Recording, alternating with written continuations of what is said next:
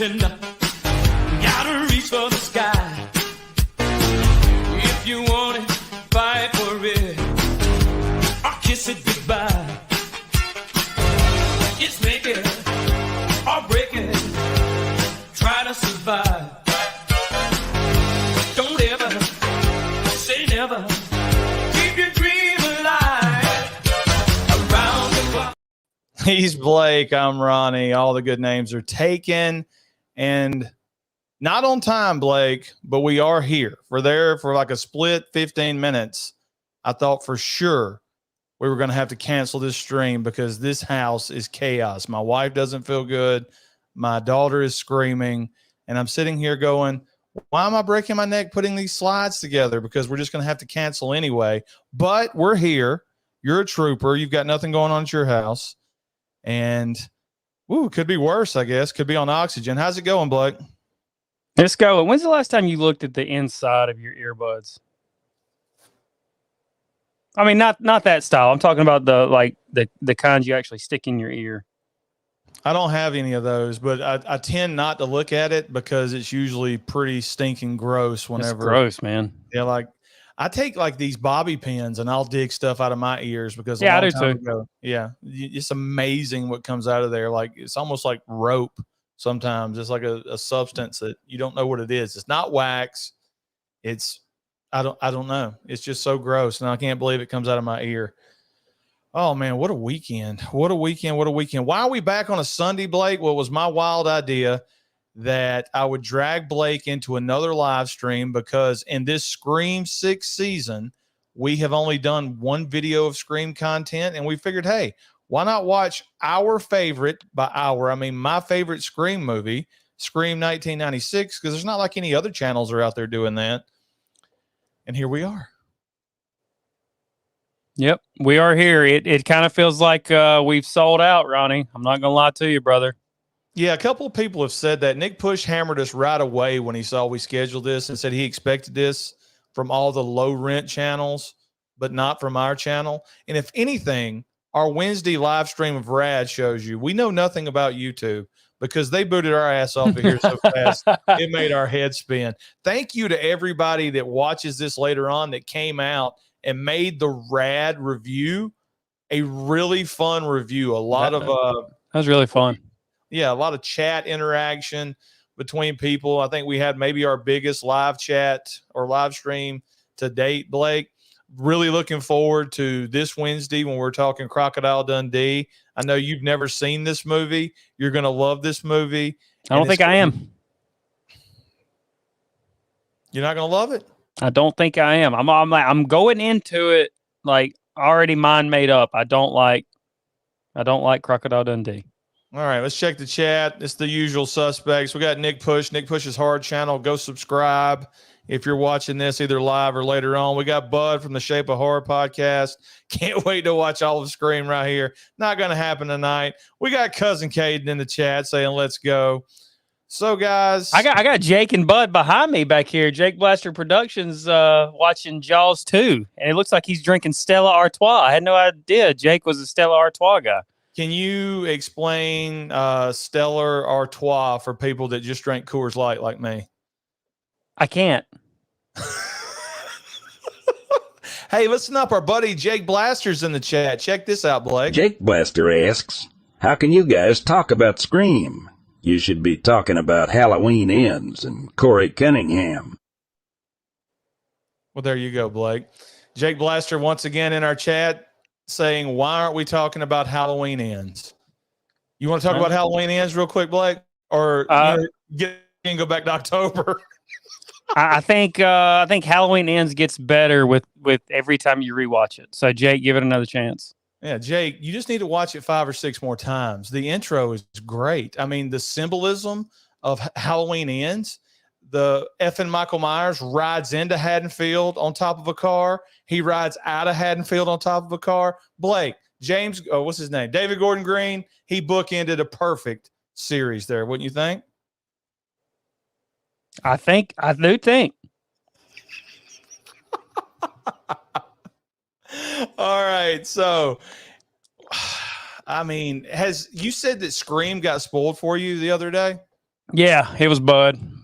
Bud spoiled it. Bud knew what he was doing when he tweeted, "Guys, the Scream spoilers are out there. Be careful." He knew he got me. What And did you ask him for the thing? Nah, I went straight to Reddit and typed in. First, I typed in some dirty stuff, but then when I remembered what I was there for, I typed in Scream 6 spoilers, and there it was. I think Bud is mad that you're watching content from the 4th of July off his channel. Or is that Nick's channel? This is Jake Blaster's channel. Oh, it's Jake We're promoting Jake Blaster tonight. Yeah, I did Bud 2 weeks ago, and it's Jake. I did Nick week 1, so last week was Halloween movie collector, and this week is Jake's turn because Jake's putting out great content. I went back watched that what's it called, roulette video that you were bragging about last week, and you're right, man. Like I'm excited to go play roulette now. What I tell you, dude? I told you. Hashtag Stu is dead tonight if you're following on Twitter. So hey, Bud, you just mentioned on here. Jake says never remake this movie, never recast this movie. You just said who could play Quint. What do you think about old man Mel Gibson giving that Indianapolis speech? You think it would work? Tell me in the chat. I always said, Blake, if you were going to remake Jaws, Clint Eastwood needed to be old man Quint. And he's too old to be old man Quint now, but I'm talking 80s or actually 90s. Clint Eastwood would have been perfect. Off the top of your head, without thinking about it, Ronnie, can you give me three? Can you give me the 3 cast members of Brody, Quint, and Doofus? From what year? Right now? 2020. You're making it right. You're making it right now. Your version. Now, this remake could take place back in the 70s, or it could take place right now. Okay, so right now I would have Quint as Gerard Butler. I would have the nerdy guy could be Jonah Hill. Richard Dreyfuss could be Jonah Hill, and Brody. Who's a good cop to be Brody? I mean, Mark Wahlberg, right there, baby. $150 million remake. Let's go. Okay, so I'm gonna say Mel Gibson as old man Quint, telling the story and getting and jobbing out, getting eaten by the shark. What do you think about Bryan Cranston as Brody, as Sheriff Brody? I like it. I mean, it could work. It could work, I guess. And Dreyfuss is a tough one to cast. Dreyfuss is a really tough one to cast. DiCaprio. All right, Leonardo DiCaprio. Leonardo DiCaprio is all. Yeah, there you go. He could be a good Brody too. No, DiCaprio's playing the shark. Okay, let's get right into it because I don't know when this stream is going to end. All right. Oh, this dude, Nick Push, coming in with Bob Odenkirk as Brody.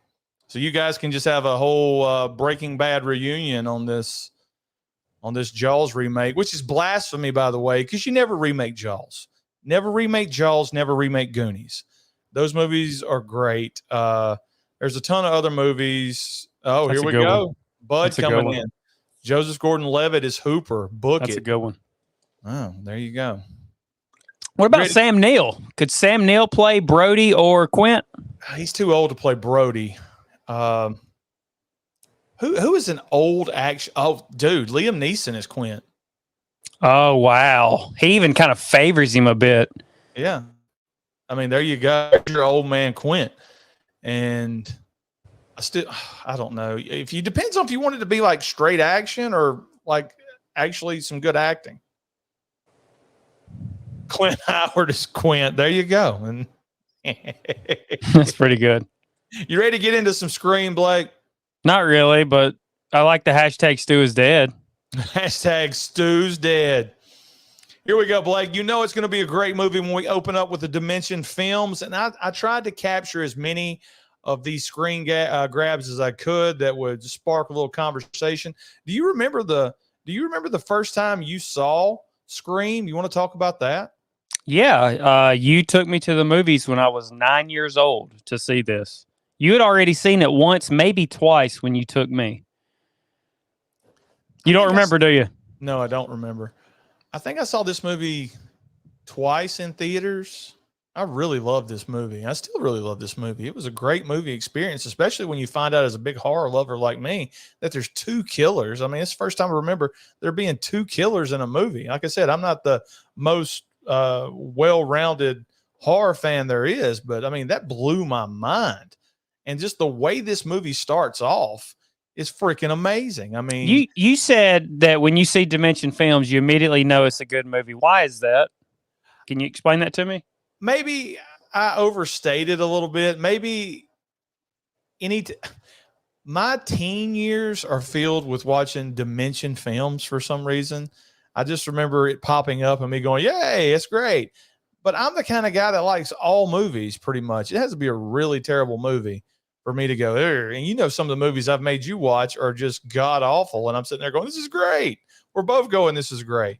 I don't know. Maybe, Blake, we say it a lot on this channel. It's nostalgia, you know, to see Dimension films and all the movies they put out. I mean, I was pumped when I saw H2O and Dimension films come across there.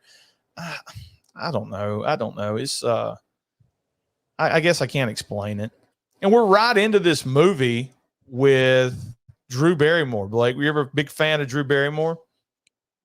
I do like Drew Barrymore. Before this movie, no, I couldn't tell you anything she was in before this, except maybe E.T., but we both know I've never seen E.T., but I'm a big Wedding Singer guy. I think Wedding Singer is one of Adam Sandler's more underrated movies. I love that.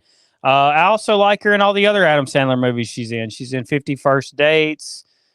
She was Charlie's Angel.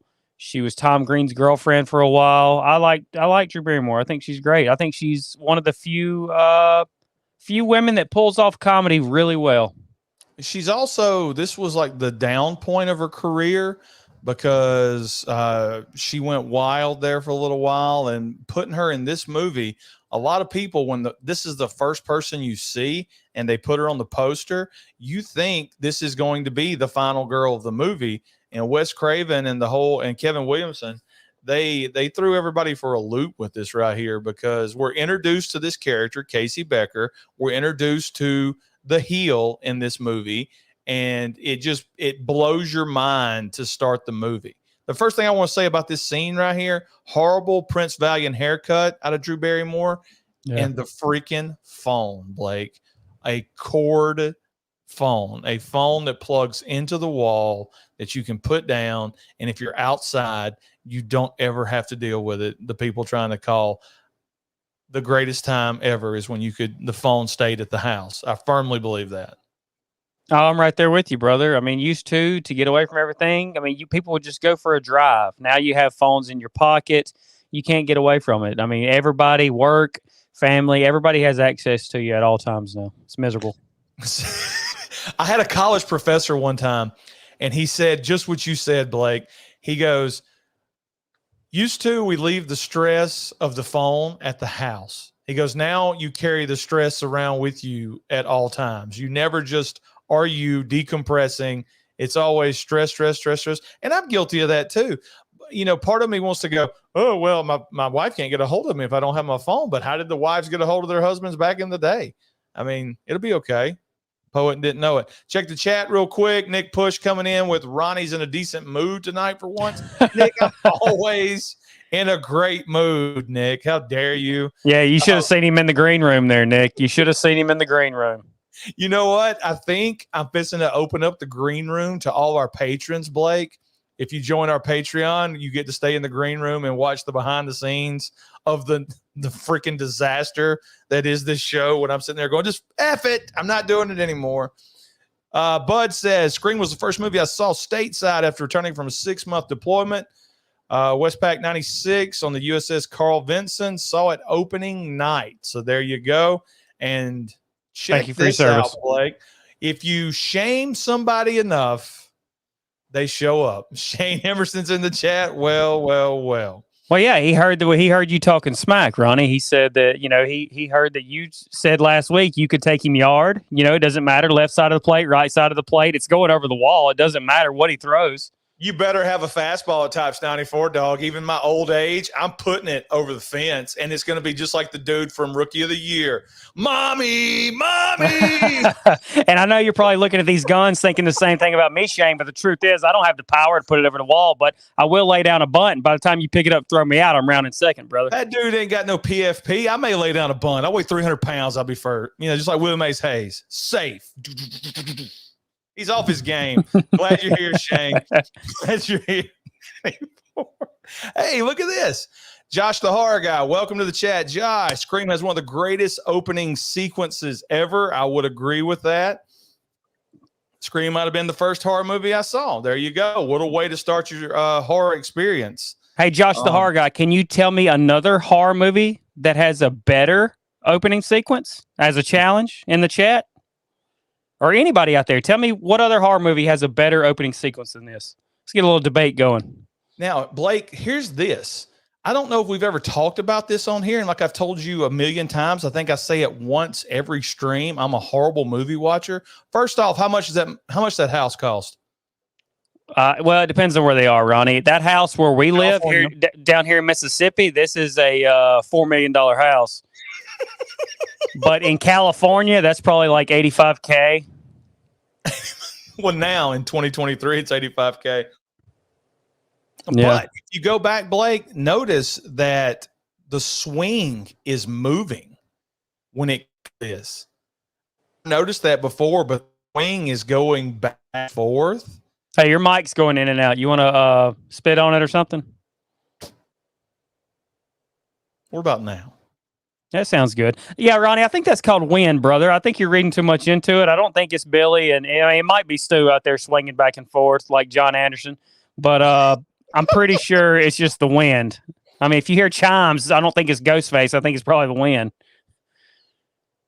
Let me cut some stuff off real quick. My internet, you know how it is. No, I think it's supposed to let the audience know that somebody's out there and is bumped into that swing. I could be wrong. You guys can tell me in the chat if I'm wrong or not, but it's the first time I noticed that it's swinging around out there, letting you know, hey, this person's not safe. So go back to that steel. This is the first thing I've noticed, Ronnie, and I hate to put you on the spot by making you do tech stuff live, but the boyfriend's not there.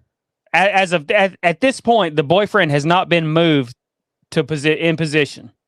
You see what I'm saying? Yeah. I've never noticed that until now. So where do you think they have him at right now? Oh, they beat the crap out of him and put him in the bushes. I guarantee it. Okay. When did they get him is a better question. And I mean, because you got to assume both of them are here. It took both of those guys. It's not just one person doing all the killing in every scene. I know there's some theories out there. There's always one person. Yeah. So both of these guys had to grab Steve, beat his tail, and then it takes two guys to tie a guy down. I mean, Ronnie, you talked about us being horrible movie watchers. Josh the Horror Guy with a great comment. The shot of the swing is great foreshadowing, and it is. It's like foreshadowing what's going to happen to Casey Becker. I never would have put that together. Never. Yeah, because they hang her from the swing. Okay, so Josh the Horror Guy coming in with Halloween. I keep watching my internet go up and down.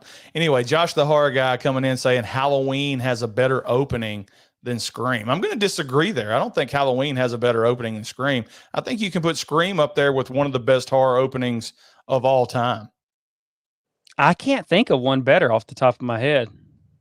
All right. Even if there was a Scream movie that topped the OG, I don't think you can top the OG's opening. I agree with that 100%. They can try, and they have tried, but I don't see them ever topping it. I mean, here's what they're going to have to do. Let me get this last one in. If you guys seen Zach Cherry's video, yeah, I've seen all of his videos, and we've had him on the channel, Shane. He'll never be back on. He didn't like us. So the only way they can top the Scream opening is if they do a Scream opening where they actually kill one of the Ghostface and the other one gets away. So, I mean, they would have to flip the script, and it had to be completely opposite. Like where these guys bust into a house and they get shot by somebody that's prepared. So Ghostface is dead, and you still got one on the loose, throughout the rest of the movie. I'm trying to remember good Lord, Bud coming in. What about Urban Legend? Urban Legend, it does have a great opening. Is it better than Scream, though? That's the debate that you could have. Wow. It's He's in the back seat. Chucky's voice telling everybody that. Ooh, that's a good opening. That's a really good opening. Turn around. All right. I want them to kill a Ghostface early in Scream 6 and reveal the identity. That would be great too. All right. So here we go. Next scene, we get Casey Becker. And the reason I put this on here, Blake, one, she gets the phone call from the mysterious person that's on the other end flirting with her, but it's all about nostalgia. Did you ever use popcorn like this? Did you ever? It's 1996 when this movie's made. People aren't still using this. People are using microwave popcorn. This is the most unrealistic part of the movie. I understand why they did it, was to show us how much time, is passing by as this whole scene plays out. But nobody uses this, especially teenagers. In 1996, we're going to Walmart and we're getting the 28 packs of popcorn for $2. Yeah, in this scene right here, Ronnie, I'm trying to figure out what the flattest object is. Oh, honestly, I cannot think of any movie that has a better opening than Scream. Look, there's a video coming down the pike, Josh, where me and Blake are going to talk about Scream versus Halloween. Now, people out there, you can go ahead and steal it, but we're going to make the argument which one is the more iconic movie based off some categories. It's been in the works for how many years, Blake? 3 or 4?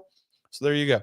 Sure. You're talking about flatness. I'll tell you this. The one thing that's similar between the face in this movie, Blake, Sydney, and the new face in the new movie, Samantha, surfboard. Yeah. There you go. Ride the wave, Bodie. So they go through the whole rigmarole where he says, I want to know who I'm looking at. And that really freaks her out after she's been, flirting with him, if you will. And he finally tells her, we're going to gut you like a fish. Isn't that what he says? Or does he save that for Sydney? I can't remember. But anyway, she starts telling me her boyfriend's going to beat him up. And they're like, his name wouldn't be Steve. Would he turn on the light again? Which lets you know he's right outside. And she cuts the lights on. And this dude has been freaking mangled. Look at that forehead, blood down. He's got the duct tape all around. They kept the Letterman jacket on him to let everybody know he's in school. He's got looks like hairline like the angry video game nerd, James. So, I really don't know how old this guy is. Well, he's obviously an athlete, Ronnie. You don't get those jackets for nothing, right? I know the kids in Halloween Ends had the jackets, but yeah, but they're band members beating up Corey Cunningham. So there you go. How many shirts does Steve have on? I think I counted 4. Okay, let's check it out. We've got the button up that they've ripped open. There's a shirt underneath that. There's a jacket. His hair's parted right down the middle. He's got the butt going. Yeah. So a lot of hair parted down the middle in this one. Yeah, I don't understand it at all. So this scene is for an obvious reason, Blake. She hides behind the TV to play this game. They want to play movie trivia because they had talked about Michael Myers and Nightmare on Elm Street earlier. The TV. Back in the 90s, this was a staple, the big box TV inside of a rolling cart. So I don't know, something about this movie, the nostalgia factor. This movie is going to get even better in my eyes tonight the more we talk about it. Nick Push talking trash.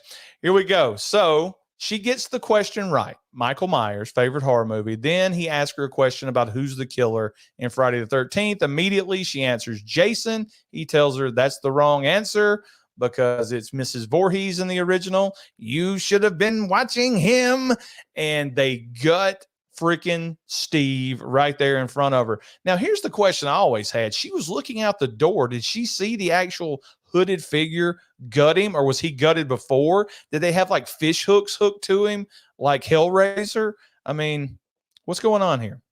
I always wondered the same thing, Ronnie. I remember thinking that as a 9-year-old. I actually, whenever they show Ghostface like running around in costume, the thought it popped in my head, is this an alien doing this? Because of what happened to Steve out here. Obviously, all of a sudden his guts just come out of his body without her seeing anybody out there. So yeah, I had a lot of strange thoughts as a 9-year-old. But are those Jordans? I can't tell if they're J's or not. I mean, if he was wearing J's, you got to figure Stu or Billy would have took them off of him. I know I would have if I'd have killed him. I mean, especially J's from back in 96. If you still had them, boom, money. Here's your opening reveal, Blake, because she's actually smart. This is a smart opening kill because she goes outside, but instead of running away, she's like sneaking around the house trying to get to the front of the house, and she's looking in, and you can see a hooded figure. All the while, they're showing you that the parents are about to show up, which this was after 10 o'clock. So why did it take so long for Steve to come over? And why were they allowing a young teenager to come over there with their daughter so late at night? And where the heck were they anyway? But you get the reveal of him turning around, boom, right here. And you're getting, okay, well, this is another mass movie. Here we go. And from there on out, we get a great, iconic, I believe, chase scene where he chases her down in a very graphic, gory stab to the chest. I didn't want to put that in there in case it offended anybody. But these two right here, let me tell you like this. We can't get a 4-door car back there. Exactly. These people have $1 million house. They're rolling up in that car right there. They're petting and looking. They're literally smelling the flowers. We can't get flowers to grow around here. And I don't even want to talk about this dad. He's a huge P. I mean, I know I'm constantly paranoid whenever I'm outside at night that people's going to come out of the bushes and get me. Why is he not looking around? I mean, his teenage daughter is like right to the left of him, 3 feet, trying to scream. They come into the house, everything's on fire and busted. And what's the husband do? Does he run upstairs? Does he run out back where the door's been, destroyed, trying to find his daughter? No, him and his wife, these two women right here, they run over to the phone and he hugs up to her. You got a teenage daughter, dude. You got to John Matrix this stuff. You got to go try to find the heel, tell him wrong, and kill him, and then find out what's going on. You got to. So Ronnie, let me propose a question to you in the chat. If they wander up while two ghost faces are out there carving her up on the tree, do they come after the parents? Oh, of course they got to come after the parents. I mean, well, I guess you don't have to come after the parents because they are wearing costumes, so they can't be identified. And you got to wonder, did they want those costumes kept quiet in case a purchase could be tracked, or did they even think about stuff? There's so many questions I have when we talk about this movie later on, but I just want out how much of a P this day is. They walk outside, boom. Josh, I never noticed that they use the tire. I never noticed that they use the swing. I always thought that they just used their own rope, strung her up. I never put that together. That is incredible. Hey, Blake, I'm going to try a tactic. Anytime I see my internet going down, I'll just be quiet and you take over because I don't want everybody to have to hear do, do, do, do, do, do. But what I was going to say, they open the door and you just see this scene here. Can you imagine walking out on the front porch and seeing your kid hung up by her intestines and the rope, wrapped around her neck, intestines hanging to the floor or to the ground, there out of this tree. They haven't mowed the grass in what looks like forever. Yeah, where's the lawn guy at? And Ronnie, is her fat ass what causing the tree to lean like that, or what? Yeah, exactly. It might have been a hurricane in that area. It was nice. It was a nice touch to have her hot organs steaming in the cold air. You're right. So never noticed that. These guys, I love these guys on YouTube. I like these guys in the chat. It makes the movie even that much better, the little details like that. And the moss is on that side of the tree, so that's pointing north, right, Ronnie? Didn't we learn that? Yeah, I think so. Hey, I want to introduce to our heroine for the next 25 years, Blake, Sidney Prescott, sitting there with the 90s ponytail on one of the world's oldest computers that comes into play, but they really cut the scene when that comes into play. So we're introduced to her and her boyfriend, who pops up looking suspicious as hell with his hair slicked back, Johnny Depp wannabe. And right away, I hated this guy. I'm just going to go out and tell you, I hated this guy. Did I ever think he was the killer? I thought he was the red herring. Okay. The whole time I thought he was the red herring.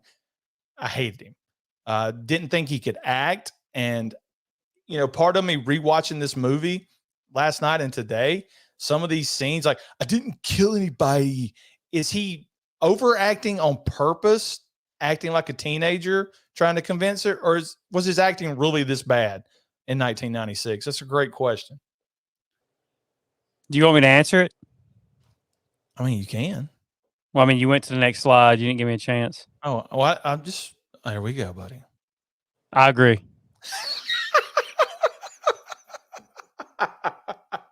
Anyway, he sneaks in trying to beat Guts, and the dad hears her scream, and he wants to know what's going on. And you got to admit, right now, was it Neil Prescott? I think's his name. It's not that cold in California. Everybody's rocking the jackets, which I do like the jean jacket. I'm a Tom Matthews guy, but I mean, come on, it doesn't matter what month it is in California. It's not cold. What are we doing? Hey, did you say Tom Matthews? I did. No more guests. All right. So why has he got the jacket on inside? Why has he got the jacket on inside? That's the question. Well, I mean, his hair's combed over. He's fixing to leave, Ronnie. He's finna go out. He's going, okay, well, wife is dead. Bingo night. I can't quit looking at the chat. She was ready already. She already had the ponytail. Ready to go. That dude's filthy. Here we go. Northern California's cold. I've never been to Northern California, so it's got to be better than Southern California. Ronnie, Josh, the horror guy, has a great point. Is Sidney Prescott the best final girl ever? She's better than Jamie Lee Curtis. Yeah, without a doubt. I think she is the best final girl ever until she's not. I got to think of another one. The Nightmare on Elm Street chick, boom, out of here. Jason doesn't have a final girl unless you count Tom Matthews, and there are 3 different actors for that. She's the best final girl ever. She is the Scream Queen. I have an argument that if Rachel would have been given another movie where she lives, that Rachel from Halloween 4 would be the best. You love Rachel from Halloween 4. You really dig Rachel. I just think that part is really well acted. I mean, I don't know. I'm not, which I like Halloween 4 too, but Rachel to me is very underrated in that franchise. Oh, he says Jenny up. Here comes Nick Push diving in with Jenny from part 2. Everybody knows that's followed this channel for the last 2 decades. I love Jenny from part 2. I think not only she's smart, but she's brave. But I think you got to have more than one movie. Well, that's where we have to break it down, Blake. Does the character need more than one movie to be the best final girl? Because if they don't, then we can bring a ton of movies into this. Jenny would be in there. I'm just saying that Sydney every Friday the 13th. Yeah. Sydney has survived multiple movies. So I think we can all agree, even with the chat, that Tom Matthews is the best final girl. I would agree too. No more guests, even though he might be on the show. So here we go. We get our first shot of this $1 billion high school that's just total chaos. This is bigger than the college I went to. There's places all around. And here's Courtney Cox. Is this Courtney Cox in her prime, Blake? I know you always like to talk about women. Courtney Cox is definitely looking good here. If you put a pic of her from part 3 up right here, you would definitely say this is peak. But I really dig how Courtney Cox looked in Scream 2. I like the short hair. I really like that. I like that. Here's Tatum, Rose McGowan, who her character is this pre-Harvey Weinstein? Is this? No, I mean, how do you think she got this role? That's right. Overalls in the back. Check that out. Northern California. Shane Emerson Blake wants to know, what's your thought on Courtney's bangs in Scream 3? It's awful. It's I don't know what to say. I want to eat when the goat hangs off of her head. That's what's great. Shane, University of Southern Mississippi. Any of that come through, Blake? Yeah, I'm hearing you. Okay. I just see the thing going up and down.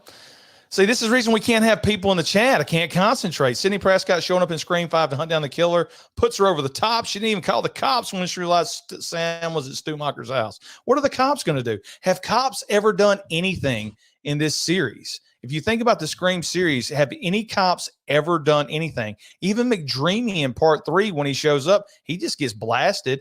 In part 2, there's no cops around to help. Part 4, the cops don't help. Part 5, no, the cops don't help. So there you go. Great point. I mean, why would she call the cops? She's got 20 years of knowing they're worthless. So here's Tatum to tell us all about the horrible death and to link it to Sydney, which we'll later find out her mother was killed. Here's these three guys. You're introduced to the Fonz. You're introduced to the Fonz, Dewey, David Arquette, and the sheriff here, who I believe was a cop in the original Nightmare on Elm Street. And these guys are all great. Dewey, I stand by my statement that killing Dewey is the worst, spoiler alert, is the worst thing they could have ever done in this franchise, because Dewey, I know people are going to say Sydney, she's the best final girl, but I keep wanting to say Stu, but Dewey is the heart and soul of the Scream franchise, in my opinion. His connection with Sydney is beyond anything with him and Gail, because she's always, even in this movie, when she wanders up to the house, she's like, Dewey, help me. And he shows up at the college, Dewey, help me. Part 3, Dewey, help me. He's always protecting Sid. And taking him out of the equation, I mean, I guess that's maybe what they were going for Scream 6, if she would have agreed to come on, is now she doesn't have any kind of protection. But just killing him was so bad, in my opinion. I know some people liked it. I don't know. I mean, Ronnie, part of me would like to live in an alternate universe where Dewey's revealed as the killer in part 1. You know, they did such a great job of making everybody a red herring in this movie. And everybody that's ever seen the way David Arquette acts in real life, he's a maniac. The guy's a maniac. He could have flipped the script and played the double personality psycho so well in this movie if they would have went that route. He really could have. It would have been, because he talks throughout the movie. They give me the nickname Dewey. It's just their way of not wanting to take me seriously. I was about to make fun of Randy's shoes in this scene, but I just noticed that Billy and Stu have the killer boots on. There you go. I was going to say that this is I'm just going to ask, is this the most iconic scene in the Scream franchise? I had to get this shot right here because I think this is the most iconic scene in the franchise. I don't think so. Like, off the top of my head, I can't think of another scene, but I don't think it's this, Ronnie. I mean, it's got to be Drew Barrymore on the phone, right? The opening, I mean, I don't know, Blake. I mean, hold on a second. Nick Push is apparently in the Twitch chat. Nick Push donates 75 cents and asks, did the Scream franchise peak in the first 15 minutes of the damn movie? So Nick wants to know, did the Scream franchise peak in the first 15 movie? We had the discussion, Blake, that the first 15 of the minutes of the movie made probably the greatest horror ever. Did it peak? Did it get worse after that? I'm gonna say no, because Scream 1996 did a great job of building tension throughout the whole movie. You never knew, even when he was calling, you never knew when he was going to show up, because sometimes he shows up when he calls Sydney and sometimes he don't. And I thought they did that really well. And all the way to the final scene. I'm going to say no. It's a really good question, and it's a really good argument that you can make for both sides. But I'm going to say no, it didn't peak in the first 15 minutes. I think the last hour and 20 is even with it. What a great way right here to introduce all these characters. I mean, we already know Sydney. We already know Billy. We already know Tatum to an extent, but we get to see Stu's personality as the jokester. We get to see Randy as the odd guy out, the fifth wheel, literally right there. The green shoes matching the shirt. I mean, it's 96, Blake. I wore stuff like that. So I want to make fun of those shoes. I want to make fun of these outfits, but the loose jeans on Sydney, the skirt right there with the tight shirt, the loose sweater on Stu. I mean, this is 90s. This is 1996 fashion to a T. And you're absolutely right. Both of these guys are wearing the Ghostface boots. If you were a very good movie watcher, which I'm not, you would say those are the boots right there. But they show so many people wearing those boots in this movie. It's crazy. Now, here's another look at, first off, Sydney's getting off the bus. And if you transition over here, another $3 million home, Blake. $3 million home. You got to wonder if all that land behind there is Neil's too. I mean, and it's also, do they have this because of Marine's death, because they got a huge insurance settlement or what? And that also makes Neil, a suspect in this. I mean, here we are a year later. Has he already pissed through all that money and now he needs to kill Sydney to collect insurance on her? Oh, without a doubt. I mean, but I don't think they own all that right there. But you know me, you're going to make fun of me. The scenery is gorgeous. That background right there sitting on the mountain. This is the definition, Blake, of a happy family. You've got the white picket fence. It's what everybody shoots for in life. And yet her mother was not happy, cheated, dead. And now she has no mother and a father that works all the time that's absent. Look at the gravel. Look at the gravel they got for that driveway, man. These people have money. I mean, my water hose connects to my house. Their water hose is connected to like that pole right there. All right, so let's take a break here in a second. I'm gonna scroll up, guys. And I see a few new names, Ronnie. Yeah, let's go through here real quick. Blah blah blah blah blah blah. Okay, we'll start with Nick Push right here. Ronnie and Brett Favre connection. There you go. Better than the H5 clown cops, right? Everything. Well, look, I'm not that big a thumbs downer on those clown cops. They protected the Tower Farm up until they got killed. Sydney got married a cop, apparently. She's married to Kincaid. She's married to McDreamy. Excuse me. I love McDreamy and Meatballs. Meatballs 3. I love McDreamy and Can't Buy Me Love. We're going to review those soon. Who? I don't know how to pronounce it. Was this Million Ideas? Is that how you say that? I really don't know. Gail's going next. Dewey's death was dangled for a decade. I too believe, I haven't seen any spoilers, it wouldn't surprise me one bit if they killed Gail in this new movie, and it wouldn't surprise me one bit if she asked to be killed. Some people take advantage of millions of dollars every time there's a sequel. Some people think they're too big for it. And here was the one I was waiting for. Doofus was the killer in Scary Movie. Doofy. Time to get rid of the old team and let the new squad in. I don't like the new squad, to be completely honest. But then again, there you go. Have you guys seen Riding the Bullet? I have not. Arquette plays a maniac in that. I have seen him in Airheads, and he plays a great maniac in that. We also like him in Eight-Legged Freaks. There you go. They left plenty of clues. It's the scene where Billy quotes Norman Bates after shooting Randy. He says that's the most iconic scene, Ronnie. I got you. It's a credit to Craven and Williamson that even with an all-time opening scene, that this movie doesn't lose its steam within the next. That's a great comment. That's a great point.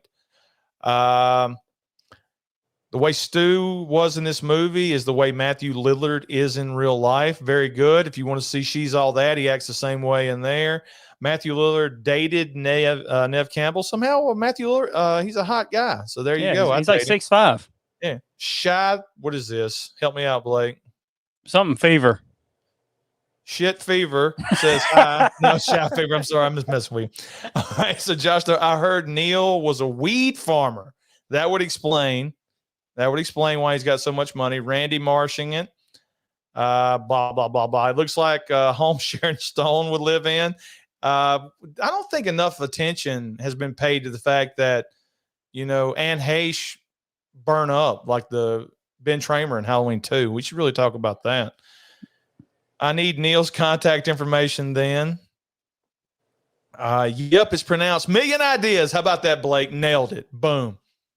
Matthew Lillard is in Five Nights at Freddy's film. Blake, I don't even know what Five Nights at Freddy's is. I know it's a video game. Yeah, but, my kids were obsessed with that game there for a little while. So is that movie already out? I was supposed to take them to go see that. If it hadn't come out yet, then... I don't think it's come out yet because I remember them talking about Blumhouse is producing it. Yeah. And they keep delaying it. All right, back to the movie. So there's a couple of things in here, Blake. She's at talking. Yeah, look at that background scenery. It is beautiful. And I understand that might be a green screen or whatever you want to call it, but just the way it looks like she has the perfect life. All right. The perfect house, the perfect setting. But all of this is so I can ask this question. A lot of channels, Blake, point to the fact that she's in this closet getting stuff out. And then later, after she watches the TV, she comes back and it's closed. And that Ghostface, I think it might have been our buddy Zach Cherry that said this. Ghostface might have been already hiding in the closet this early in the movie, waiting for her to go to sleep, waiting for it to be nighttime. Is that a possibility, or am I looking too much into it? I think you're looking too much into it. Her mom was ugly. Well, I was going to ask the question. I want to ask the people in the chat the same thing. Is Maureen Prescott the biggest villain in the Scream franchise? And the reason I asked that, Blake, if she hadn't have been a hoe bag, if she hadn't have cheated on Neil Prescott, then none of this ever happens. None of these people ever get killed. So is she the biggest villain in the Scream franchise? Yes. And I got to be honest with you, Ronnie, that scene of her in part 3 where she walks up to the window could be the creepiest scene in the whole franchise.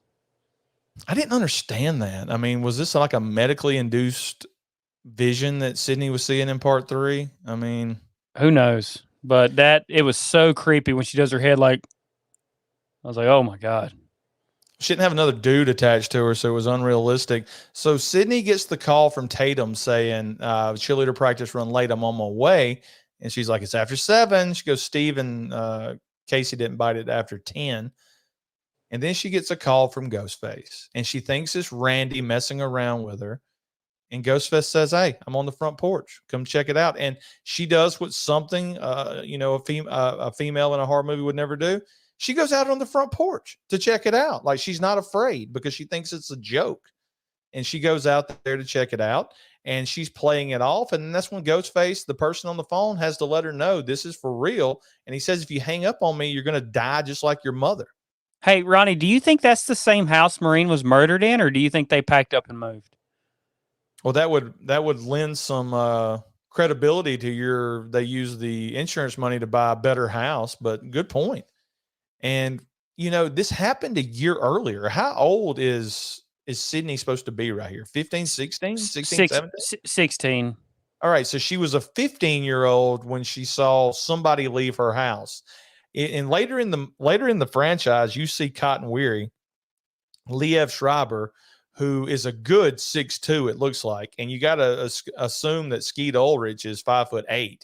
So how could you get the body types of Billy Loomis and Cotton Weary confused? I mean, makes zero sense.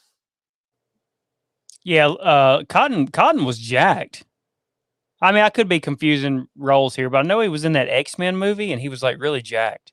Yeah, he got really big. I remember they bragged about it, that his workout regimen got big around Scream 3, so he wanted to wear the tight shirt to show off his body. Before that, he was just lanky, but I was just talking height-wise. She gets back in the house, and immediately he's out of this closet. That's the reason I asked the question about the closet.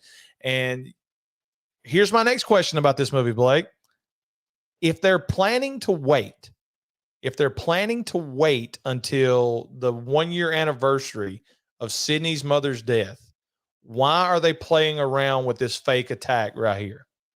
You got a great point, because so much could go wrong right here, Ronnie. I mean, it just seems like an unnecessary risk on their part. And I get what's probably going to be coming in the chat is they're wanting to, this is the movie they're making or whatever, but there's just so much that could go wrong at this moment. I don't see the point in any of this. And you're right. Like, they had the opportunity to kill her, and like Ghostface even comes up with his hands and is about to come down. So you can't, that really doesn't make sense. Like, to make the argument they were never going to kill her. What was he about to do? Was he going to wound her like they did Jenna Ortega in part 5? I mean, what was the idea here, guys? Bud said they were setting up Billy's alibi. So Billy wouldn't have never been brought into the situation anyway if they hadn't have showed up here. I mean, there's no reason to even implicate Billy in any of this. like you said, Blake, this is reckless. What if these people, what if it got revealed that this is Stu or Billy right here? And now she really knows and they have to go in hiding. It ruins their plan. Great scene right here. They chase her up the stairs. The phone is off the hook, so she has to use the computer to dial 911. I really don't know how that works. When she runs back downstairs, you get this great shot of David Arquette. This is after Billy Loomis has come through the window and dropped his cell phone. So now they've set up two people who could possibly be the killer. Is it Billy, or is he going to be the red herring? Or is it Arquette, who was here pretty quickly, considering she just typed up the 911 call? I think it's going to be Billy. And here's the scene. They're loading her up. They've arrested Billy. Dewey has his chest poked out like he's the greatest cop ever. We got him, Sheriff. Don't worry. And we find out that he is the brother of Tatum right here when she calls him a doofus when she says she's going to spend the night with him. Is that the heel from Bloodsport back there checking on Sydney? Is that Chung Lee? That's Chung Lee. I just wanted to put this scene in there so I could talk about just how ugly Billy's father is. Thanks, Hank. We're on top of it.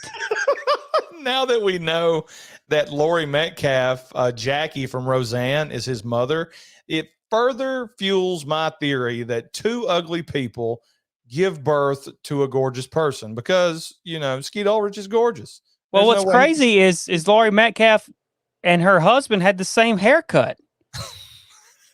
Hey, what are those trophies back there? What's Sheriff? I mean, he's an athlete. What are we doing back here? Is that a bowling trophy? Is that a boxing trophy? I see an Olympic gold medal. What is going on back there, Ronnie? He killed the most people on the force last year. Oh, okay. He's 1, 2, 3, 4, 5. I think that big one in the middle, the little 4 one is the 4 smaller trophies are killing the most people at the station. Yeah. Like he's killed more than all the other people. The big one is he won the state championship for killing the most perps.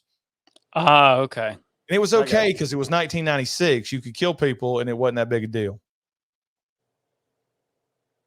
All right, I think the plan was to kill Sydney and pose her like they did Drew Barrymore, but she got away, so they had not to come up with. See, the only problem with that Million Ideas is they make a big deal about the 1-year anniversary. So that's the reason I don't think that's true.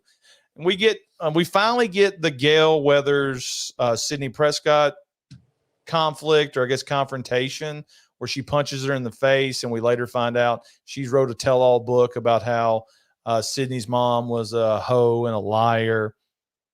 And she thinks the killer's still out there. She thinks Sydney gave the wrong testimony or whatever. So, yeah, bam, B goes down. Well, she goes back to stay with Tatum and Dewey, and she gets another phone call, and Ghostface tells her, "Looks like you nabbed the wrong guy again." And Dewey comes running out after the phone has been hung up. They do great. They do great in this scene of the mother running back there, beating on the door, saying Dewey over and over. And he comes out after the phone's been hung up and picks it up.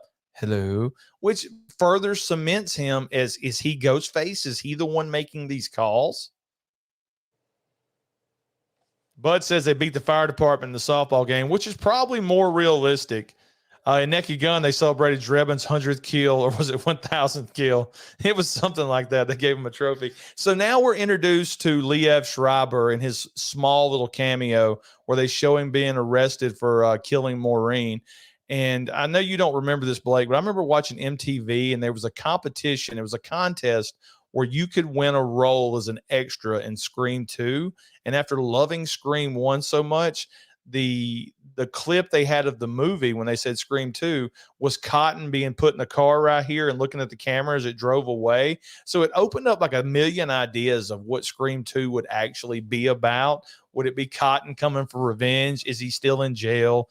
You know, running through a 15-year-old like mine's mind, I mean, the possibilities were endless to me. I know that's weird, but I just remember that MTV contest. And of course, she runs back into Billy at the school, and this is where he sort of they give it away so much in this movie. You just have to see it. Like he makes zero sense right here. He's like, it wasn't me. They said I scared him away. I was in jail. Okay. I got proof. See, I hadn't washed my hands in a week. And then he starts laying into her about how she won't touch him. You know, your mom is gone. Get over it. And my mom left too. And she's like, dude, your mom left town. She didn't get murdered by somebody. So it's probably just they were playing out the immaturity of a hornball teen. But, you know, part of it's like, there it is. I mean, this dude's nuts. No sane person says something like that. And then you get the Fonz. They even implement him as possible red herring, where he takes these two hands right here and he's like threatening them with these scissors and he expels them. And they're like, please don't do that. And I mean, see, all I noticed is in the background, there's a key to the city, and it looks like he's coached a football team to a championship. The key to the city. Why is Ghostface in the bathroom? This is another stupid moment of this movie. Why would they risk this? Just to scare her? Well, you got to wonder, is it even Billy or Stu? Which now that I say it out loud, it is. Like, you see the boots, you see him putting on the costume, or is it kids, pranking them? What do you think in the chat? Is this a prank or is this Billy or Stu?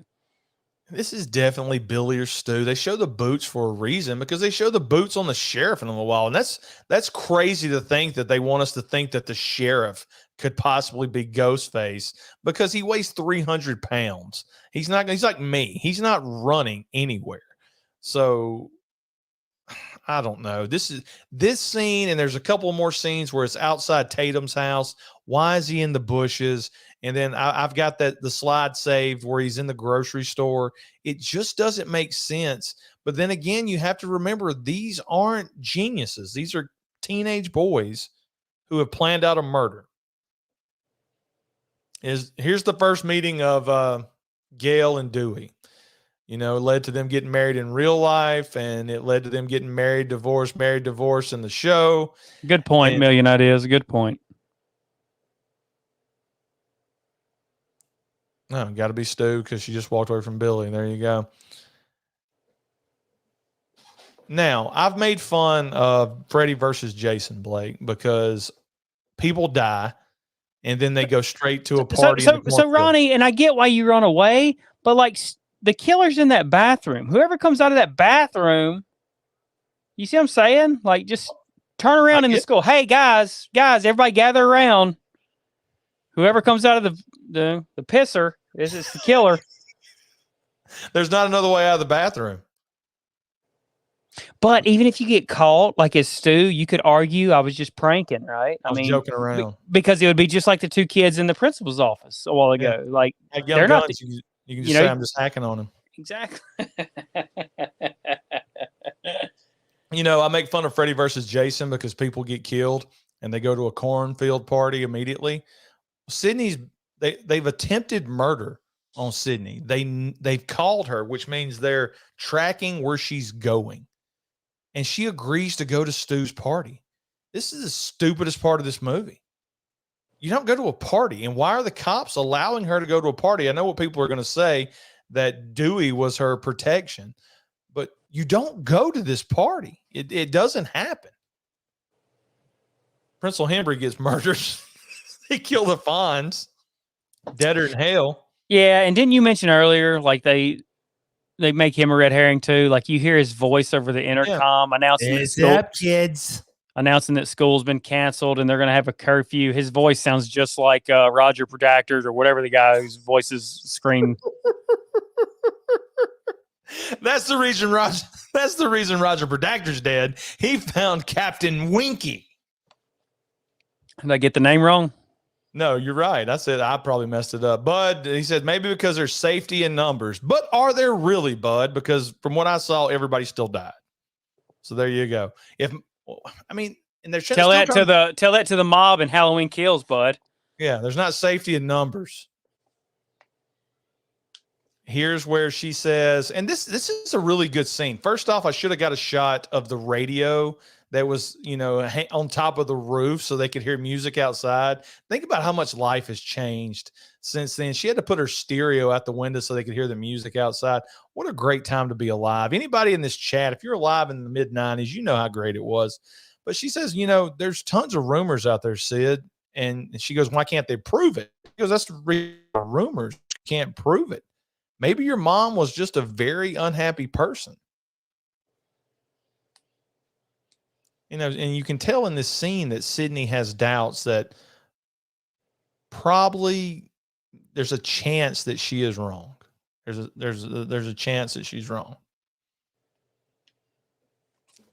So when I think about Scream, Blake, I think about a few scenes. I think about him sitting there at the fountain earlier. We saw, at least I think that was a fountain. And I think about the scene in the video store. Yeah, you're right. Everyone a suspect. That's also you could argue that's the most classic scene. Well, no, nobody would say that's the most classic scene, but it's still a big scene in the movie. So I'm going to ask a question that everybody's probably going to think I'm stupid for. Did they intend for the character of Randy to be as big as it became? Because I bet if we went in and tracked it, Blake, Jamie Kennedy probably doesn't have 6 minutes of screen time in this movie, but he stole every single minute that he was in it. He had the best lines.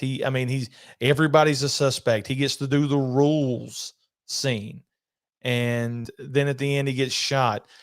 Did they intend for this character to become as big as it actually was? I don't think they did. I think this was supposed to be just a nerdy character that was, obsessed with Sydney, a red herring candidate, and they let him live at the end of it. Well, yeah, and I think it's a character that everybody can relate to, Ronnie. We love horror movies, and the girl we like don't like us, don't even know we exist, really. So yeah, every guy's been through that. Every guy can identify with Jamie Kennedy and the fact that he's in love with somebody that doesn't even know he exists. And it's a great scene right here because he's like, hey, maybe Billy wants to kill her because she won't have sex with him. He goes, "What's she saving herself for you?" He goes, "Maybe. You think now that Billy tried to mutilate her, she'd go out with me?" And he's just laughing at him. And this is also another one of those scenes, Blake, that's so nostalgic because everybody, with the exception of Shane, who's younger, has been in this video store. You've been in a video store. You've walked through the aisles. You've just taken an hour to try to decide what movies you want. I could do so many videos, Blake, just talking about the video store. Yeah, and I know they're in Northern California, but that wouldn't fly down here in Mississippi, being able to wear your backpack in a video store like that. No, you're going to leave that at the door. You can get it on your way out. So we should have been paying attention because look at the look on Stu's face. He's psychotic.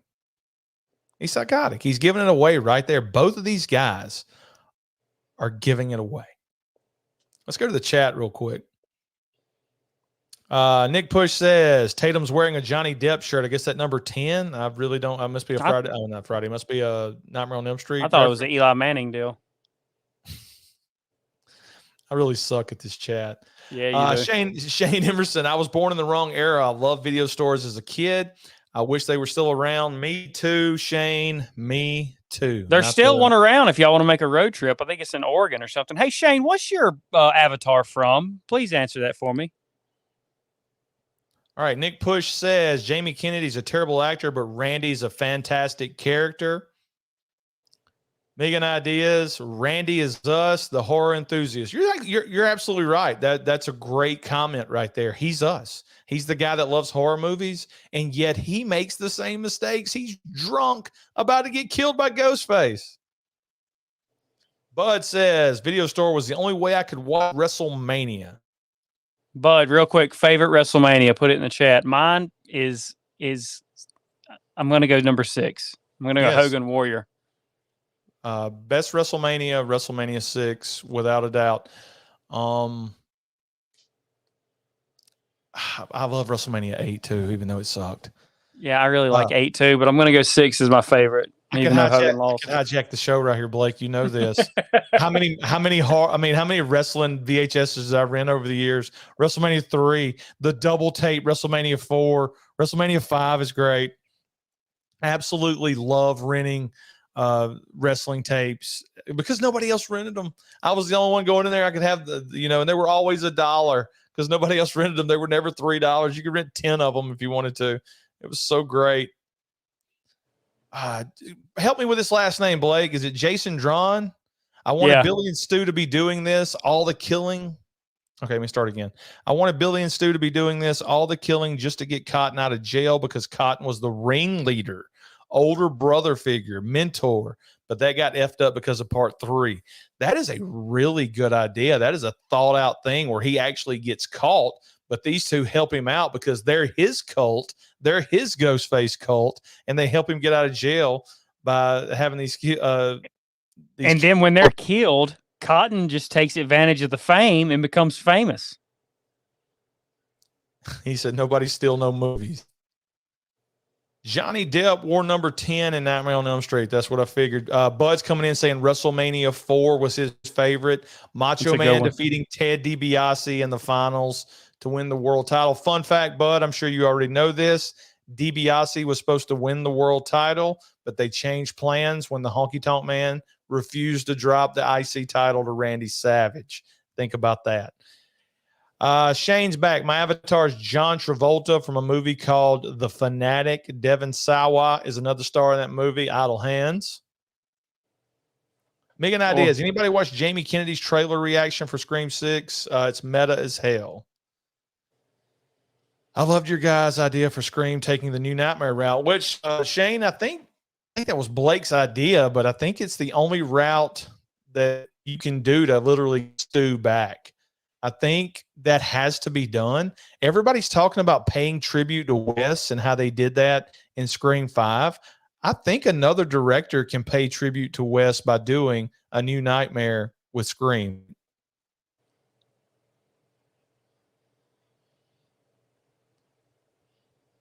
Nothing? I'm sorry. What Yeah. were you doing? I just realized it's 9 o'clock and we ain't even halfway through this movie yet, Ronnie. Oh, don't worry. There's not many slides left. I got to go soon anyway. So here's the last stupid. What do we got here? Romantica? What is that? Some kind of cake? What is that? It looks like pie. No, or is that like a biscuit? I mean, to the left on the top there, that's clearly some kind of ice cream. But what am I looking at right there in the middle? I've never even heard of that. Romantica. It's got to be like an ice cream sandwich, right? I don't know. It looks too big to be an ice cream sandwich. Looks like effing cheese in the middle of that blue one. Hunk of effing cheese, Eddie. Detroit Rock City. And, Nick Push brought this up earlier in the chat. This is without a doubt the dumbest part of the movie. Why is Ghostface in a supermarket? Makes zero sense. Now let's transition to the third and final $1 million home of this movie. It's Stu's house. And I wanted to put this on here, Blake, because Randy has ransacked the horror section and brought it from the video store, and they're all trying to vote on what movie they want to watch. These kids are so sick that their fellow students have gotten killed, so they're throwing a party, drinking beer, and watching horror movies. And if you look to the bottom left there, I didn't mean to catch that, but a little tongue action going on. My favorite scene from Dewey in this movie, Blake, he walks in like a badass. He's got Gail Weathers with him, and he takes this guy's beer. You're too young for that, son. And they go, nah, I'm just joking. And he hands it back to him. He's letting these teens drink. And this is one of the red herring figures that was low key. This is one of the guys that was in the office with Principal Hembry. And if you watch this scene on out, you can see him give the death stare to both of these guys, but it's something that's not talked about much, I don't think. Hey, Ronnie, walk me through this, please, because I don't even know what I'm trying to say here. Halloween exists in the Scream universe. Absolutely. Like the movie and everything. Yes. I think it's H2O. Yes. They're watching Scream 2. Yes. So, I mean, just help me with this. Okay, so are we trying to connect worlds here? I don't know what I'm trying to do. I just need help. Okay, so in this movie, Halloween 1978 is a piece of fiction, and it's a movie. In H2O, Scream 2 is a piece of fiction, a movie, and they watch it. Both made by Dimension Films. That's the only way you tie it together. But if you want to do the Marvel explanation, on Earth 1, Scream takes place, and Halloween is a movie. On Earth 2, Halloween is the real deal, and Scream's a movie. So it's all like an alternate dimension. So let me ask you this: in the in the H2O where Halloween doesn't exist, and is Friday the 13th the number one horror franchise? All right, ask that question again. Okay. What I was saying was in H2O, since Halloween does not exist, is Friday the 13th or is Scream the number one horror franchise? Oh, it's got to be Friday the 13th. It's got to be, right? Because there's only 2 Scream movies and there's 25 Friday 13th. Or is it Nightmare on Elm Street or Leatherface? Look, they're diehard fans of Nightmare on Elm Street, and I'm not mad at them. Just Nightmare on Elm Street is not my jam. It's not my jam. I don't like it. Friday the 13th, without a doubt, is the undisputed, or I guess it could be disputed, is the heavyweight champion for me to talk wrestling. It's carrying the strap. So Tatum runs into Ghostface in a very cool scene where he shuts the door and she thinks it's Randy. Everybody in the movie thinks it's Randy. So we should have known immediately it's not Randy doing these killings. He cuts her on the arm. She tries for some reason to escape through the doggy door. I never understood doggy doors, Blake. That's just a way for somebody to break in.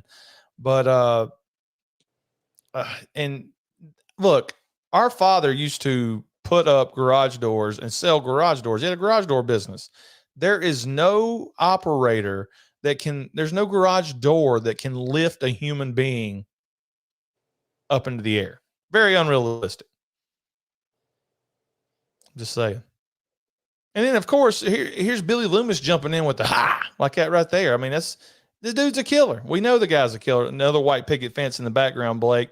That's a little underlying that just because somebody's got a white picket fence doesn't mean everything's perfect. That's right. Stu with the Hugh Hefner robe too. And look at the hair on the right.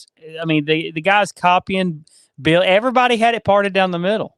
Okay, Blake. So these are my two guys right here. The guy with the butt cut to the far right there that's got the arm, which is, guys, if you're in the chat right now and you want to know, if you're ever at a party, you want the arm of the couch. You've got to be able to rest up right there. That's a good point. You don't want to be in the middle. Right there, dead center, is the other guy that I told you was giving Dewey the death stare. Those are the two that I think low key they tried to make it out. These two could possibly be killers. But here's where Randy tells everybody the rules about surviving a horror movie. Don't get drunk, don't drink, no drugs. Definitely can't have sex. While the whole time, Sydney's upstairs finally getting with Billy, who shows up. They find Neil Prescott's car in the woods. So this is to let the audience know that possibly Neil Prescott is the one doing all this killing. It's ridiculous. We've seen the person in the robe. It's a skinny person.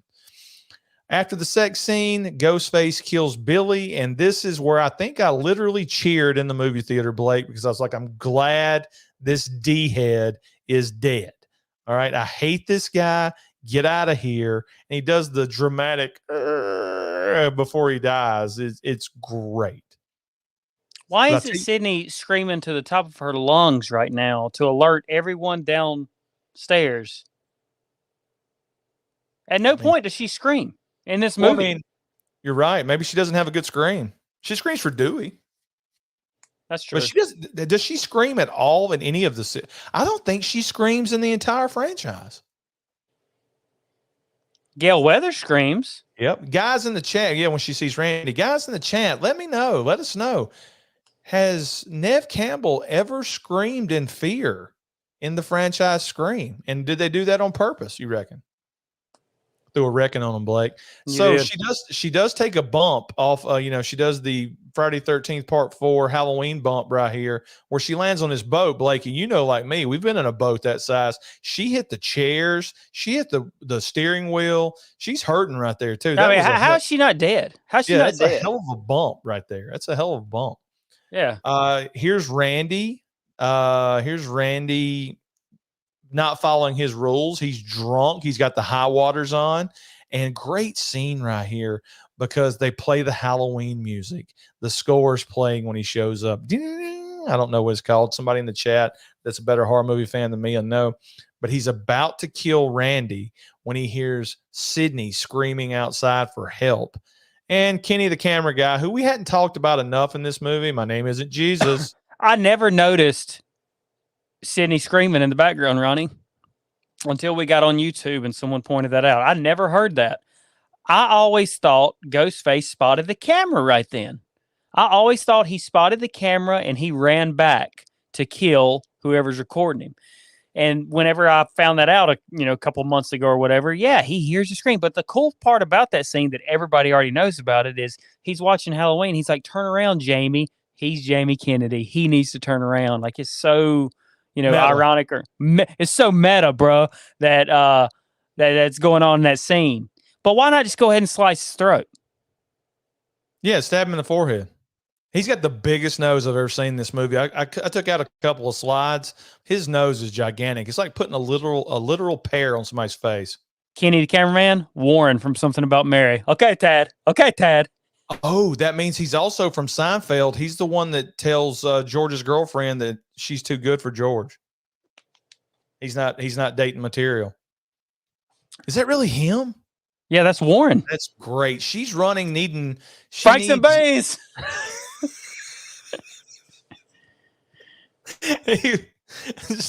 I tried to get a shot of Dewey coming out the front door with the knife in his back, but I couldn't get a clear shot. Here is Ghostface ripping the knife out of his back. Now Sydney realizes she's completely alone. She's already saw that Tatum was dead. She runs and dives into Dewey's vehicle, and she's locking all the doors, rolling the window up. And this is when Ghostface starts playing around with her. He just taps on the window and is like, hey, here you go. Here you go. Here's the keys. I'm just going to play with you. And then I guess he goes under the car, Blake, and he's like unlocking the door. At this point, they know they've won. They know they've got her, and they're just going to play with her. They think everybody else is dead that should be dead. But he should know that Randy's still alive. So I don't know why he's playing around so much.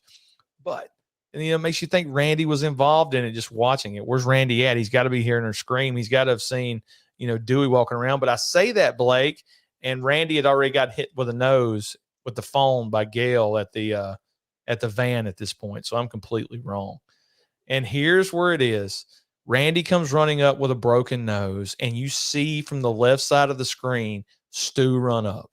And if you've been paying attention, everybody at this point knows Stu is the killer. Stu throws him down and is like, come on, Sydney, give me that gun. And she's like, F you both. She shuts the door. And this is the part of the movie, Blake, where I got so pissed off in the theater because Billy comes out the top door. And I'm like, here we go. This idiot is going to be the hero. He survived being stabbed with a knife.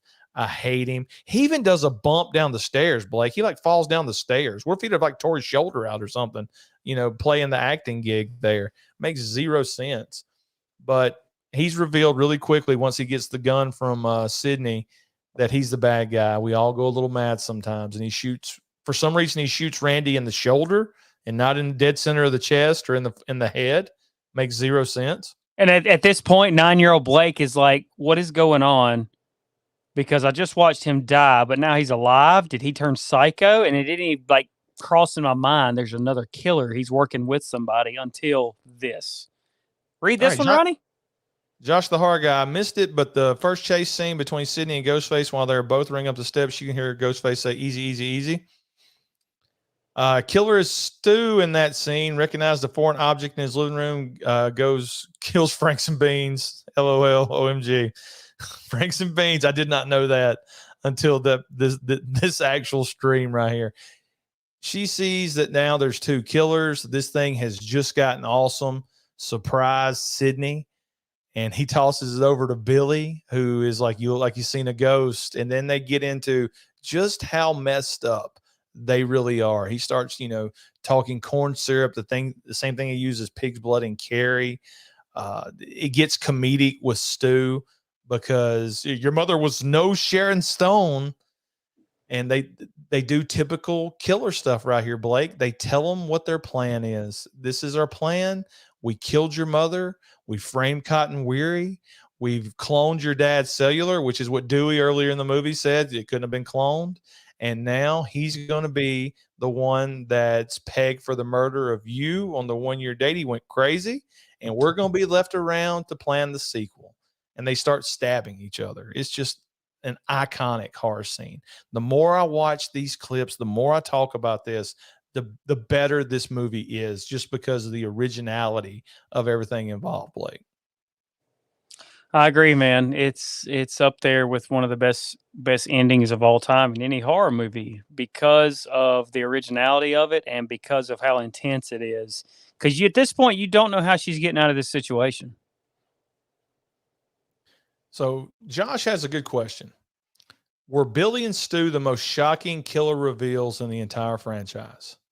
You could Part you of- could argue, Josh, that it's the most shocking killer reveal in all of horror because once you find out that there's two killers and they're both close to the, I mean, there was a shocking reveal. Was it Ronnie Prom Night? There was a shocking reveal in that, and I'm sure there's a few others you can say, but this was the first time it's like two killers that went through the trouble of all this planning and like the reason the other ones in the franchise don't work is because you've seen it before. Like Scream 2, I knew there was going to be two killers. Like Scream 3, it was supposed to be two killers. It's supposed to be Roman and Angelina or whatever. It was just Roman.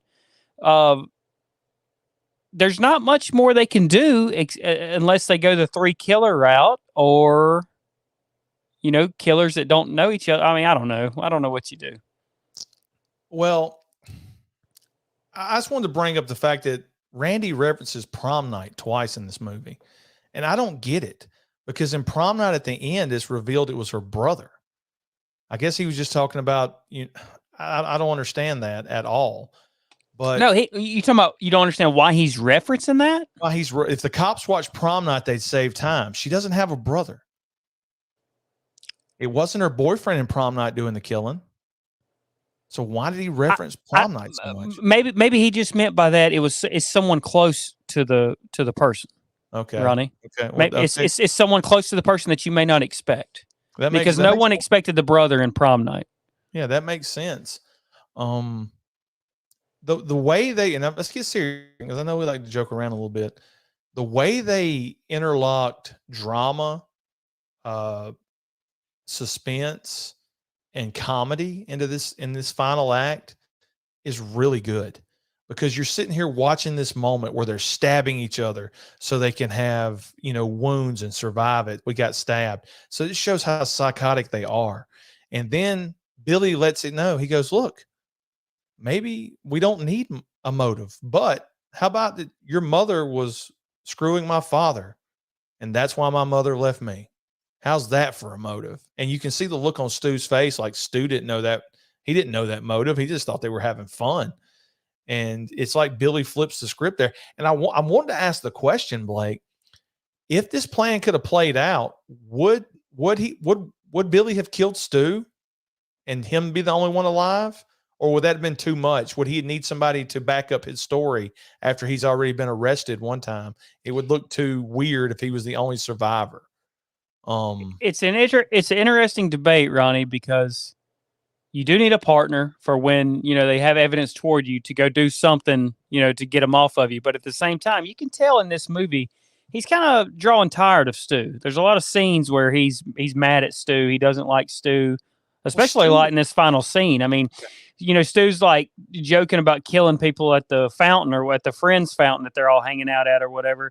And he's like, nobody ever said you did. And you see, he gives him a look like, shut, dude, quit talking. Like, what are you doing? And plus he blows the whole plan by not killing Gail Weathers. If he kills Gail Weathers, they get away with this, but Gail Weathers is able to distract them here in a second, is able to distract them so that Sydney's able to sneak away and actually call the police.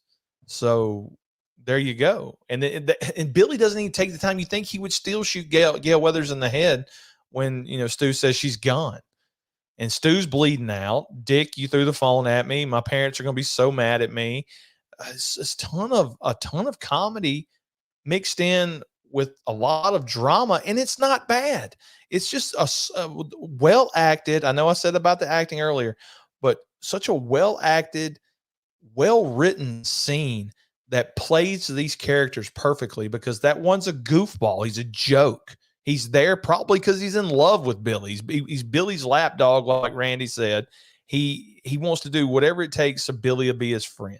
And he's a little crazy too. And Billy's trying to get even with the world because this girl's mother ruined his family or what he thought was a perfect family. So, I mean, how bad was Maureen if she was doing Billy's daddy? That dude's ugly. Kenny, the cameraman, and the sheriff are the only two people in this movie that weigh over 200 pounds, Ronnie. Well, there you go. There's a big fight, and there's the TV landing on. That's a heavy TV too, guys. If you're young in the chat This right is now, the part where Stu survives, Ronnie. we've got a ton of people in the chat right now, and you guys don't know how heavy that TV is until you've tried to carry 110 feet or pick it up and put it on a tailgate of a truck. Dropping that on somebody's head, still plugged in, would murder half the people in the room because it's going to explode. Okay. He's dead, and he was bleeding out anyway. So there you go. He's dead. And then there's this, it leads to, they think Billy's dead. She comes through and shoots him. Randy's up, bleeding everywhere, making a stupid face with that nose. Yeah, million ideas. Stu looked dead. Still does. And she shoots him in the head after Randy gives they come back for one last scare. I love the symbolism in the background, Blake, of the knife on top of the bloody ghost face mask. It's over. He's dead. And I always thought it would be hilarious if they actually opened fire on Neil when he dove in there out of the way. And that's the movie. I mean, we ended on a shot of a $5 million house with a beautiful background as Gail Weathers once again has her story. She has a hugely successful book that's going to be out because she was proven right that there were other killers. And it goes, and like I've said it a million times on our channel, anytime that the credits have footage in them, it's a great movie because you get So to on see the right side of that house is where the garage is and the boat is. Yes. Wow. Where is the garage? It should be over there to the left. It's got to be on the right side, right? From this layout. Yes, it would have to be. I guess it would have to be. You're right. I'm just trying to figure out where Rose McGowan's hanging out at right now. So that's it, Blake. That's Scream 1996. And it's the first time we've covered it on this channel. Let's check the chat real quick before we rate the movie. Oh, dude, you got a ton of stuff to go through. I know. We had a really active chat tonight. It was awesome. I think we might have set a record tonight for our channel. I think it was Killer Stu in that scene. Recognize? Yeah, we did that one. We're Billy and Stu. We talked about that one. Sorry, guys. This is interaction is brand new to us. Yeah, the rest came with diminishing returns and expected from now on. I guess you're right. We do expect 2 killers from now on. But is prom night worth mentioning twice in one movie? I'm not a very big prom night fan. Prom night. Everything is all right. What if I guess he's trying to say what if there's 6 killers in Scream 6 and they aren't all revealed by the end? I think everybody on YouTube has pretty much nailed Scream 6 that there's going to be some type of cliffhanger. And I believe if there's not a cliffhanger at the end of Scream 6, we're going to have a Halloween Ends situation where everybody just goes up and gets nuts. Guys, it's a movie. Relax, have fun with it. It's such a good formula that even 27 years later, it's still fresh. You're right, bud. I'm one of the ones that argue that there hasn't been a bad Scream movie. Even if it doesn't compare to the other movies, it's still good compared to horror movies, if that makes sense, Blake. Does that make sense? Dude, you got the gun show and you're jacked. You're ripped, chipped, chiseled, and jacked. The black, you got the tan working. You're beautiful. And don't let everybody tell you that. You're gorgeous. I appreciate that, but the goal of having abs by summer is not going to happen. So we're going to have to wait till 2024. I told you the plan. We'll start tomorrow. Diet starts on Monday? Diet starts on Monday. I think the plan was to eventually kill Stu. Look at Stu's wounds compared to Billy. Billy did get a little deep when stabbing Stu. Good point. There you go. Let's see. Teachers would wheel those TVs out in a car in elementary school. You're absolutely right. It was always a great day in school in the 80s and early 90s when we seen those carts roll out. Let's see. The weight of the TV plus electrocution plus already bleeding. There you go. Dead.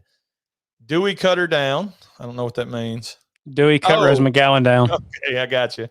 Time for me to watch The Last of Us. Oh, it is time for a new episode. You're right, Shane. Ronnie, please tell me you've been watching The Last of Us. I'm up until those 2 dudes were hunching, and that was what episode is that? Episode 3, I think. Okay, that's where I'm at. Don't spoil it for me. Everyone go like and hey, look at this. You just spoiled it. Oh, Bud did? What? No, you spoiled it for Bud. Bud's waiting for all the episodes to come out before he watches it. What I say? Two guys hunching. How'd I spoil it? Well, now he know. Now he's probably going to go watch it tonight, knowing that's going to happen. Every guy, go like and share. Yeah, guys, if y'all hadn't liked and shared this, do it. It would be great. I mean, we don't want many fans, but the ones we've had tonight are pretty cool. Okay, Shane Emerson, Scream 6 doesn't need to end on a cliffhanger. It just needs to wrap up the whole story. Just doesn't need to wrap. Yeah, I agree with that 100%. I mean, I don't care as long as it's a good movie. They can cliffhanger it. They don't have to. I mean, the only good cliffhanger is Sylvester Stallone and Rowdy Burns. The question, that is a good cliffhanger. The real question is just like every other movie, are the new characters introduced going to be the killers, or is it going to be someone who's already established within the group? Yeah, really. I think you just hit it on the head, Blake. Let's rate it. Scream, 1996. Is it? I mean, what are you giving it? 1 out of 10. It brought horror back. It's 10 out of 10. You're absolutely right in the fact that we didn't discuss this early on. It brought horror back. Up until this point, horror sucked. I mean, this revitalized the slasher genre, and in a way, it sort of watered down the slasher genre because we had so many Scream ripoffs. But it did bring us a bunch of good Scream-type movies as well. So, I mean, Urban Legend doesn't exist without... Batteries dead. Urban Legend doesn't exist without Scream. Hey, somebody had a good point. You know, we were talking about the different universes combining, Ronnie. They said, if Halloween doesn't exist in that, then how does Friday the 13th rip off? How is it made? Because it can't rip off Halloween. I mean, I just, it's sort of like when I was like Kramer. Get the clip of Kramer on there. I mean, oh, here we go. Shane Emerson wants to talk about Cherry Falls. Cherry Falls is an underrated Scream type film, but at the same time, at the end of it, spoiler alert, if you haven't seen Cherry Falls, get out of the chat right now because I'm going to talk about it. Give me a countdown, Blake. 3, 2, 1. Thank you. 3, 2, 1. Let's go. So if you haven't seen Cherry Falls, it's a pretty decent movie until the end of it when you see the killer and he's running around with an effing wig on his head like a chick. So, I mean, get out of here. I mean, it's okay. Don't get me wrong, Shane. I'm not making fun of you. I own Cherry Falls on DVD. He so does. There you go. I own a lot of stuff on DVD in a storage unit. Well, so Ronnie, what's that movie that was Dawson's Creek meets Scream that you used to make me watch a million times and it's the worst movie ever? Sleepy Hollow High. Boom. Oh my God. Shane Emerson, if you can find Sleepy Hollow High, go check it out. Hey, I think we should add Sleepy Hollow High to 31 Days this year. We haven't done it on. It's coming up, people. Get ready. We're going to do 31 Days again. This might be the last time we talk a horror movie for a little bit, though we do have some Halloween 2018 stuff planned. So you went a full 10 on this movie, Blake? I don't see how you give it anything less. I'm going to go 10 as well. This is the horror was dead in the 90s. Horror was dead. And it brought it back. So there you go. We had a bunch of Twitch stuff that we didn't get to, Blake. Dude, is Jake smiling at me right now? Gas, grass, or ass donates $20 and says all of these characters are really dumb.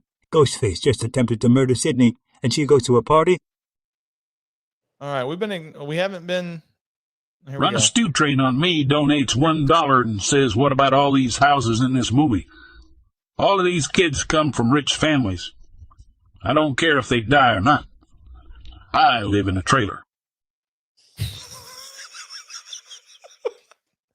I just want to apologize to the Twitch people that we didn't get to. Peter North Lover donates $1 and asks what was Stu and Billy's plan if those kids hadn't left the party to go look at Principal Hembry's dead body. Great question, Blake. Great question, Twitch. What's the plan if they hadn't left the house? Were they going to kill all of them? I mean, do you just do it all at once? Do you go nuts and attack them all at once, or do you got to lure them away one at a time? What do you do, Ronnie? I don't know. Do you think they expected Randy to leave with them?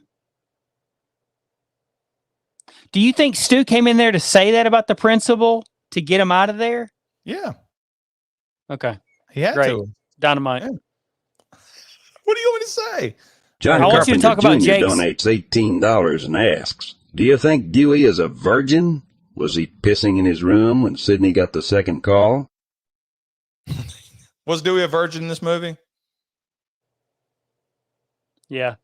Okay, I agree. Dewey was a virgin. Here we go. This is our favorite guy from Twitch. Loggerhead donates $2 and asks, don't you think Maureen Prescott is the biggest villain in the Scream franchise?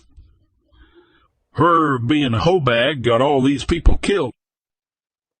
We talked about that loggerhead, but yes, we do think that she is the big. All right, so let me see. I think we got one left, and we don't like to get political. Joe Biden lover donates $11 and says Wes Craven did a great job of making most of the characters look like a red herring. But what was the deal with showing the sheriff's boots? Are we supposed to think that Fat Turd was running around killing people?